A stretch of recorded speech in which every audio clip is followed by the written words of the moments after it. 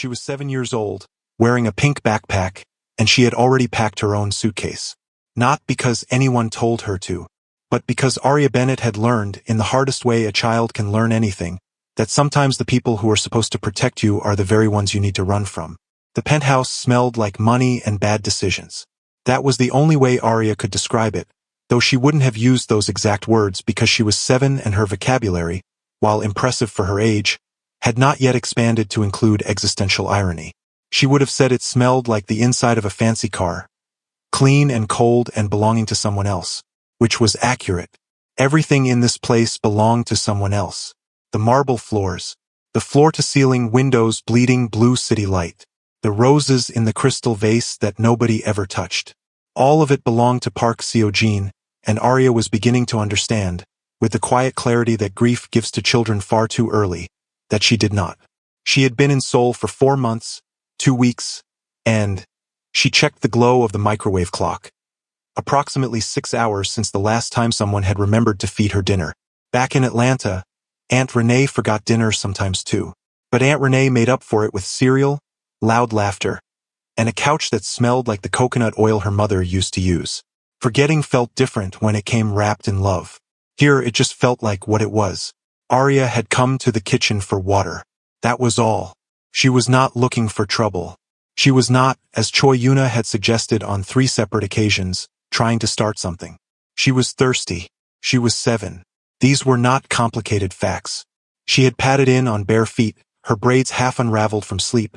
Simone Bennett's old, oversized Atlanta Braves t-shirt hanging past her knees, and she had found Yuna standing at the kitchen island with a glass of red wine and the particular expression of a woman who had been waiting for an excuse. Yuna was beautiful the way expensive things are beautiful, precisely, deliberately, and with an unspoken warning not to touch. She had cheekbones that could file documents and a wardrobe that cost more than Aunt Renee's car. For 2 years, she had been the most important woman in Seo-jin's penthouse. For 4 months, she had been watching that status quietly renegotiated by a second grader with a cartoon backpack, and the renegotiation had not been going in her favor. "Why are you still up?" Yuna asked. In Korean. She always spoke in Korean to Arya, which they both understood was less about communication and more about reminding Arya where she didn't belong. Arya went to the cabinet for a glass. "Thirsty. You should be asleep." "I know." Arya filled her glass at the sink, turned around. And because she was Simone Bennett's daughter and Simone Bennett had raised her to notice things and say true things even when true things were inconvenient, she looked at the empty space on the kitchen counter where her mother's photograph used to sit before it migrated to the living room console table before it migrated again, as of yesterday, to somewhere unknown, and she said, "Did you move my mom's picture again?" The question landed in the kitchen like a fork dropped on marble. Yuna set her wine glass down. "Arya." A warning dressed in silk. "It was on the console table. Now it's gone." Arya looked directly at her. "That's my mom. This is my home. It's my dad's home." It was the wrong thing to say. Arya knew it the second it left her mouth. Not because it wasn't true, but because truth, she was learning, had terrible timing. Yuna moved around the island faster than Arya had ever seen her move, and then the sound came, sharp, flat, final. And Arya's cheek was on fire and the glass of water was somehow still in her hand and the kitchen was completely silent. Arya did not cry. She was Simone Bennett's daughter. She did not cry in front of people who wanted to see it. She set the glass down carefully on the counter. She walked out of the kitchen. She went to her room, pulled her suitcase from under the bed, put her backpack on her shoulders, and she walked to her father's study door. She knocked, and when Park Seo-jin opened it, whiskey in hand, she looked up at the tattooed stranger who was supposed to be her father, and said the words she had been holding back for 4 months. "Please, just take me back. I want to go home." Park Seo-jin had, in his 36 years on Earth, faced situations that would make grown men reconsider their life choices at a cellular level. He had stared down rival syndicate bosses across negotiating tables. He had walked out of a burning warehouse in Busan with nothing but a bruised rib and a mild inconvenience. He had once sat through a 4-hour dinner with his father without blinking. None of that had prepared him for this. A 7-year-old girl. Pink backpack. Rolling suitcase. Eyes that looked exactly like his, which was the most unsettling part, biologically speaking. filled not with tears but with something far more dangerous. Certainty. The kind of certainty that only children and generals possess, because neither group has learned to be politely dishonest about what they want. Please, just take me back. I want to go home. Seojin stared at her for a moment that lasted approximately 3 business days. Behind her, he could see Choi Yuna standing at the edge of the living room, arms folded, expression arranged into something that was trying very hard to be innocent and arriving, instead, at a reasonable imitation of a woman who had absolutely not just slapped a child and was prepared to dispute any evidence to the contrary. The red mark on Arya's cheek told a different story. Told the story loudly. With footnotes, Seojin set his whiskey glass down on the desk behind him. This was not a decision he made consciously. His hand simply put the glass down because his hand understood, before his brain had fully caught up, that whatever happened next required both hands free and a completely clear head. He looked at Yuna. Yuna looked back at him with the smile, the one that had 17 meanings, and selected, unwisely, the meaning that suggested this is a misunderstanding and also the child is dramatic. Seojin's expression did not change. This was more terrifying than if it had. The men who worked for him had a saying. When Seojin's face goes still, leave the building, preferably via the stairs. Do not wait for the elevator. Yuna did not know this saying. This was, in retrospect, her most significant strategic failure. She provoked me, Yuna said, in Korean, smooth and unhurried. She's been provoking me for weeks, Seojin. You don't see it because... Get out. 2 words. Quiet as a closed door. Yuna blinked. Excuse me? I will not repeat myself. Now, here is the thing about Choi Yuna. She was not, by nature, a woman who accepted instructions from anyone without at least a brief negotiation. She had successfully renegotiated her position in this penthouse on at least 4 prior occasions.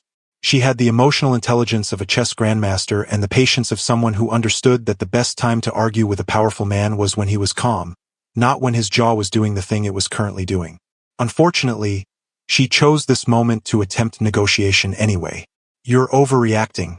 She's a child who, Yuna, doesn't understand boundaries, and if you would just, Yuna, listen for one moment instead of, if you say one more word in this room, Seojin said, still quiet, I will have Taeyong pack your things. He is not gentle with silk. Yuna closed her mouth.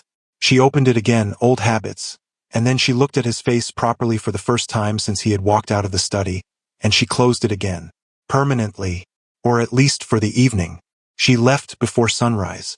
3 bags. No goodbye. The roses in the crystal vase watched her go without comment, which was more grace than she deserved. Seojin turned back to Arya. Arya was watching all of this with the focused attention of someone watching a nature documentary about a species she did not fully understand but found genuinely educational. When Yuna's heels finally disappeared down the hallway, Arya looked up at Seojin and said, with complete sincerity, is she coming back? No. Arya considered this. Okay. Then, she moved my mom's picture 3 times. I know. 3 times is a lot. It is. The last time she put it in the drawer with the takeout menus. Arya's tone carried the specific gravity of a child delivering a war crimes report. My mom was next to a pizza flyer. Seojin said nothing, but something moved across his face, brief, involuntary, that might, in different lighting, have been the beginning of a man remembering that he was capable of feeling things. He crouched down to her level. Are you hungry? Arya looked at him. You already asked me that. Last time. Last time you didn't answer. She thought about this seriously, the way she thought about most things. Cereal, she said finally. If you have cereal. He stood, walked to the kitchen, opened 3 cabinets before admitting internally that he had absolutely no idea what he kept in his own kitchen because he had a chef who handled Tuesdays through Sundays and he personally handled nothing. The 4th cabinet had cereal, a brand he did not recognize, with a cartoon tiger on the box, which his housekeeper had apparently purchased at some point with Arya's existence in mind. He poured it. He found milk. He set the bowl on the kitchen island. Arya climbed onto the stool, backpack still on her shoulders, and ate cereal at 2 in the morning in a Seoul penthouse while her father, who ran 6 criminal operations across 3 districts and had never once in his adult life felt uncertain, stood across the island and had absolutely no idea what to do with his hands. You can sit down, Arya said, without looking up from her bowl. I don't bite. He sat. The morning after Choi Yuna's dramatic exit, Park Seo-jin's penthouse was quieter than it had ever been. Not peaceful quiet, accountable quiet. The kind of quiet that sits in a room after something important has happened and refuses to pretend otherwise. Seo-jin had not slept. This was not unusual. He frequently did not sleep. What was unusual was the reason. Normally, sleeplessness came with spreadsheets, syndicate logistics, and the occasional international wire transfer that required his personal authorization at 3 in the morning. Tonight, this morning. It came because a 7-year-old had fallen asleep at his kitchen island, face down, 2 centimeters from an empty cereal bowl, backpack still strapped to her small shoulders like she was ready to evacuate at a moment's notice. He had stood there for 4 full minutes deciding what to do about this. He was a man who made decisions for a living. Life-altering decisions. Decisions with consequences that rippled through organizations and across borders. And he had stood in his own kitchen for 4 minutes, completely paralyzed, because he was not sure if he was supposed to pick her up or wake her gently or simply place a blanket around her where she sat and let her sleep on the island like a very small, exhausted lighthouse. He had called Kang Taeyong. Taeyong was his second in command, his most trusted lieutenant, a man who had been shot twice and stabbed once and had described all 3 experiences as mildly inconvenient. He was 34 years old, broadly built, and completely without sentiment in every professional context. He answered on the second ring despite it being 2:47 in the morning, because that was part of the job. She fell asleep at the kitchen island, Seo-jin said, with her backpack on. A pause. Who did? Taeyong asked. Arya. Another pause. Longer. And you're calling me because, how do I move her without waking her? The silence on the other end of the phone was the loudest silence Seo-jin had experienced since his father's funeral. He could actually hear Taeyong processing the fact that the man who had once negotiated a hostage situation from a moving vehicle was calling him at 3 in the morning for parenting advice. You just pick her up? Taeyong said slowly, as though explaining gravity to someone who had recently discovered it was optional. Support her head. Walk to the bedroom. Put her down. What if she wakes up? Then she's awake. That's not helpful, Taeyong. Boss. Careful pause. You have run this organization for 11 years. You once talked 3 armed men into putting down their weapons using only logic and mild intimidation. You can carry a sleeping child to her room. She still has the backpack on. Take the backpack off first. Seo-jin had taken the backpack off first. Arya had stirred, mumbled something in English that sounded like I already fed the cat.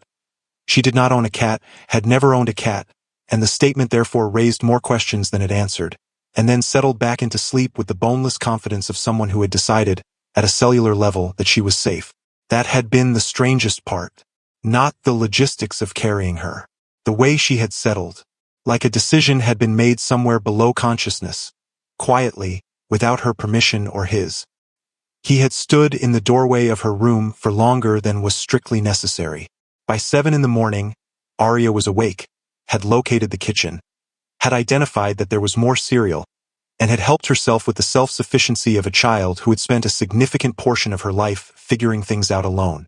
Seo-jin found her on the kitchen stool, backpack mercifully not on this time, eating cereal and examining him with the focused assessment of a scientist who has discovered an unusual specimen and is deciding how to categorize it. You look tired, she said. Good morning, he said. Did you sleep? Briefly. She nodded, apparently satisfied with this answer. Then, do you have a housekeeper? Yes. What's her name? Mrs. O. Is she nice? Seo-jin considered this honestly. Mrs. O was 61 years old, 4'11", and had been managing his household for 6 years with the iron efficiency of a woman who had decided that excellence was a moral position. She was not warm in the conventional sense. She was competent in the way that cathedrals are competent, structurally impeccable and mildly intimidating. She is professional, he said diplomatically. Arya accepted this. Then, what do I call you? The question arrived without warning, the way Arya's questions tended to, slipped casually between spoonfuls of cereal like it wasn't the most loaded thing anyone had said to him in years. He sat down across from her. The kitchen island between them felt both enormous and insufficient. What do you want to call me? He asked. She thought about it with visible seriousness. Not Dad. she said. That's weird. We just met. Fair. Not Mr. Park. That's what my teachers are called. Also fair. She tilted her head. Looked at him with those eyes, his eyes, Simone's face, the universe's idea of a joke. Can I call you Jean? That is my name. Okay. Jean. She returned to her cereal. Do you know how to make pancakes? No. That's okay. She shrugged with the diplomatic generosity of someone lowering their expectations in real time. We can learn together. Jean looked at the small, practical, undefeated person sitting in his kitchen calling him by his first name and suggesting joint culinary education at 7 in the morning, and he felt something shift in his chest, tectonic, slow, and completely irreversible. He got up, found the flour, read the back of the packet. And Park Jean, who ran 6 criminal operations across 3 districts, began learning to make pancakes. The first batch was a disaster. The second was debatable. The third Arya declared almost good, which, from a Bennett woman, he was already beginning to understand, was the highest available praise. 3 weeks after Yuna's exit, the penthouse had quietly, without anyone formally announcing it, begun to change. Small things first. Simone Bennett's photograph was back on the console table. Permanently.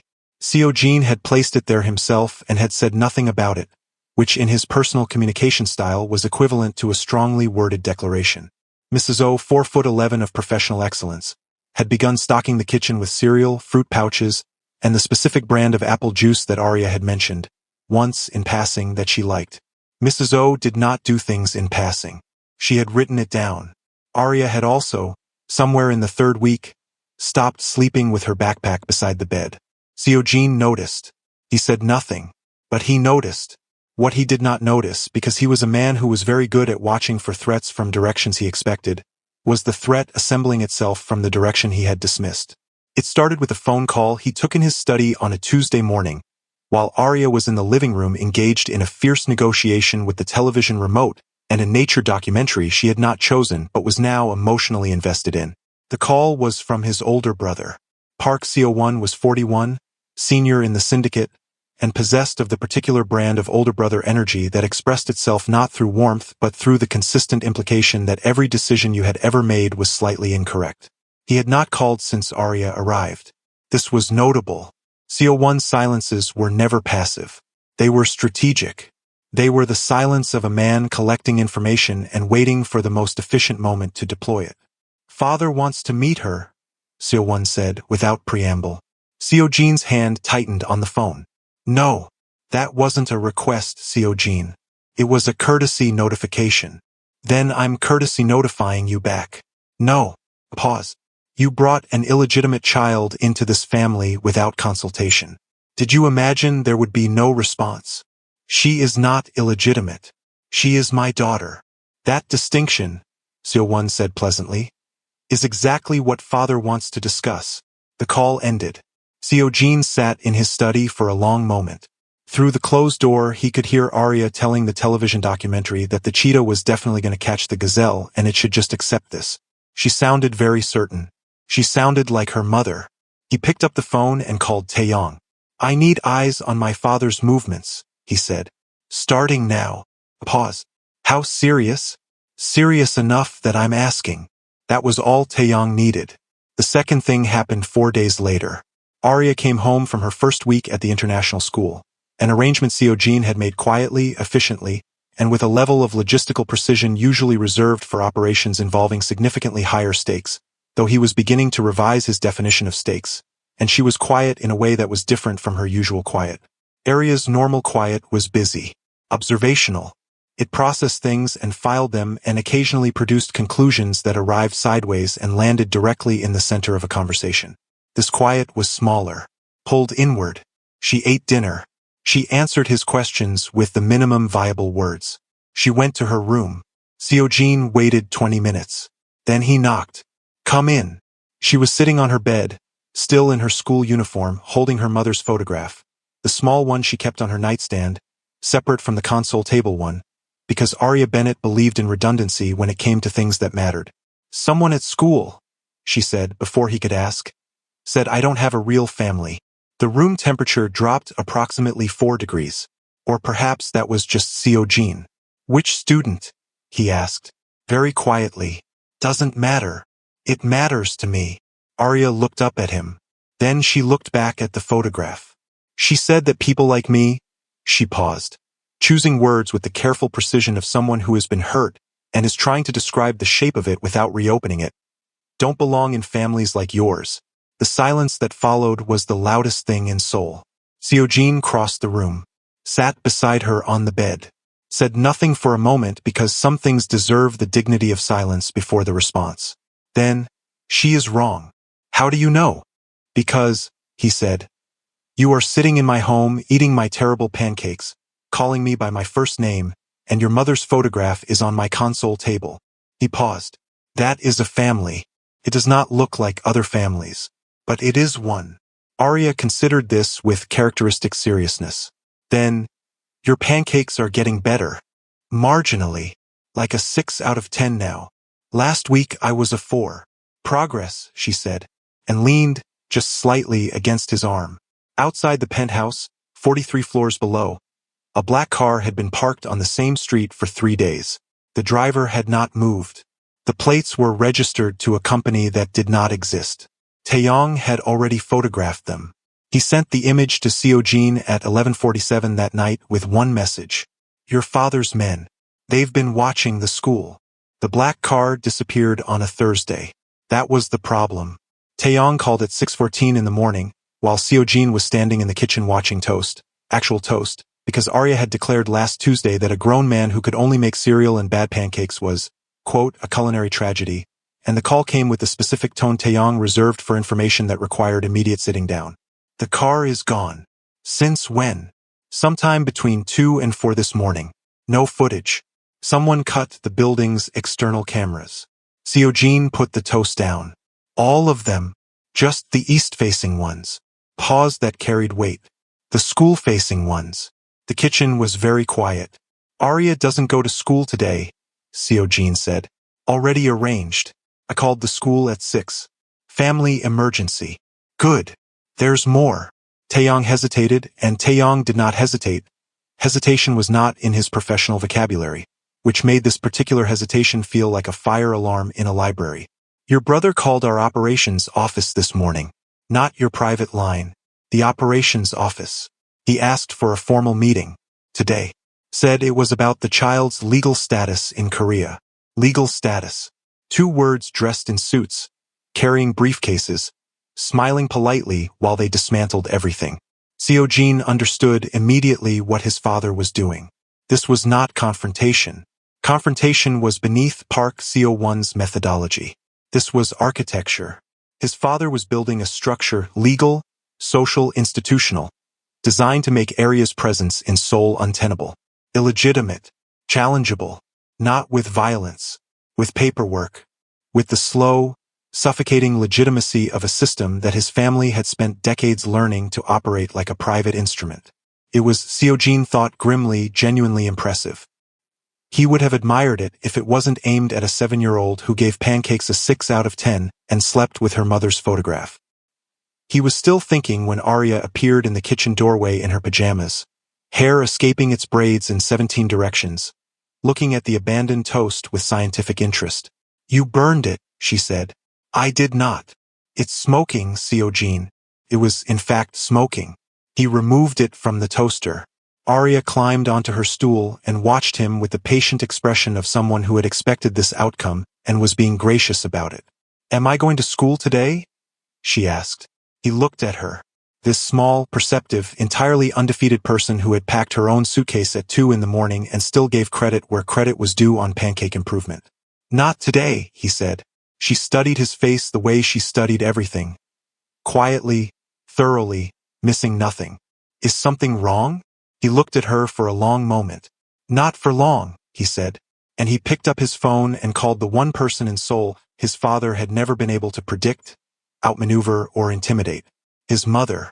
Park Seo-jin's mother arrived at the penthouse at 9:17 in the morning, wearing a cream hanbok, carrying homemade doenjang jjigae in a sealed container, and radiating the specific energy of a woman who had already decided how this situation was going to end before she walked through the door. Park Yun-hee was 63 years old, small, silver-haired, and the only human being alive who could make Seo Jin stand up straighter simply by entering a room. She had raised 2 sons inside a criminal empire without losing either her posture or her principles, which was, by any reasonable measure, the most impressive operation the Park family had ever run. She walked in.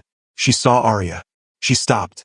Arya, sitting at the kitchen island with her mother's photograph propped beside her cereal bowl, because she had started doing that, bringing it to breakfast quietly like including Simone in the morning, looked up at the small, elegant woman and said with complete sincerity, "Good morning. Are you important?" Yun-hee looked at Seo Jin. Seo Jin looked at the ceiling. "Yes," Yun-hee said in careful English. "I am his mother." Arya considered this seriously.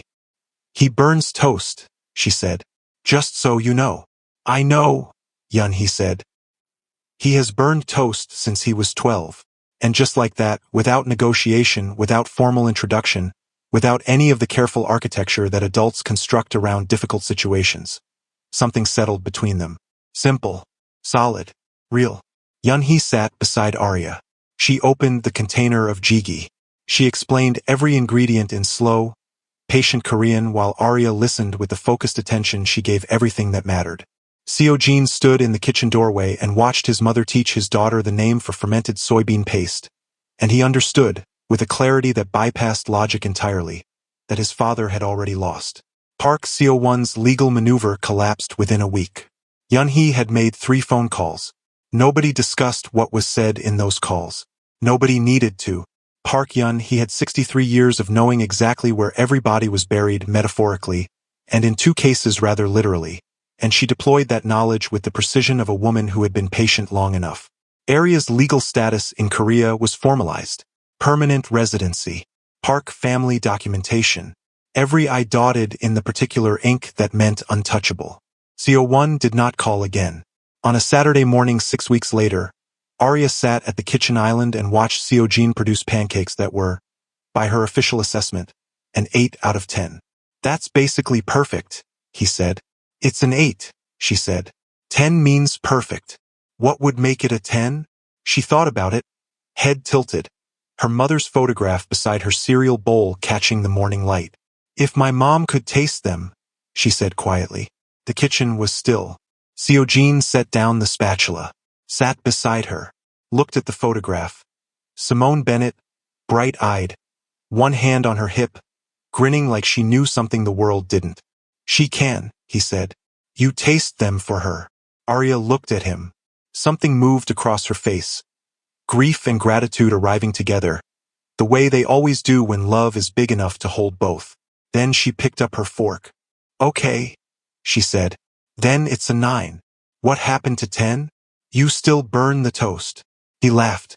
A real one. The kind that surprised him. Unfamiliar in his own chest, like a room he hadn't opened in years, full of light. Outside, Seoul moved and hummed and didn't notice. But inside the 43rd floor penthouse, a little girl who had packed her own suitcase at 2 in the morning and begged to go home had found, without planning it, without asking for it, exactly that. Home. Not the Atlanta kind. Not the kind with Aunt Renee's coconut oil couch and cereal for dinner Tuesdays. A new kind. Built from burned toast, 9 out of 10 pancakes, a photograph on a console table, and a man who had burned cities learning, slowly and imperfectly, to tend something small and irreplaceable instead. And if you believe every child deserves to be protected, loved, and chosen, hit subscribe. Because only someone exactly like Choi Yuna would scroll past without doing it.